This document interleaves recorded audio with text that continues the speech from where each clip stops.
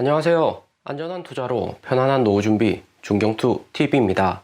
네, 5월 24일 화요일입니다. 비트코인 29,400달러 마이너스 2.1%, 이더리움 1,900달러, 리플, 에이다, 솔라나 전체 코인 마이너스고요. 주말 월요일 코인 시장 저점 찍었다는 안도감에 알트코인으로 자금이 많이 들어왔는데 비트코인 도미넌스 보시면 42.1%로 테더 스테이블 코인에 있던 자금들이 알트코인으로 많이 옮겨왔습니다. 시가총액 순위 5위까지 떨어졌던 BNB 바이낸스 거래소 코인 다시 시가총액 4위로 올라섰고, 이것은 알트코인들 거래가 다시 증가했다는 개인들 자금이 진입했다 볼 수가 있습니다. 비트코인 36,600달러까지 상승하다가 밤새 미국장에서 롱포지션 청산되고 29,000달러로 하락을 했고요. 가장 큰 이유는 다보스 포럼에서 IMF 총재가 루나코인 사태에 대해서 강력 제재를 해야 된다 발언을 했습니다. 루나코인 폭락으로 인해서 전체 코인들이 IMF나 유럽중앙은행, 글로벌 중앙은행의 타겟이 되었다 볼 수가 있고요. 비트코인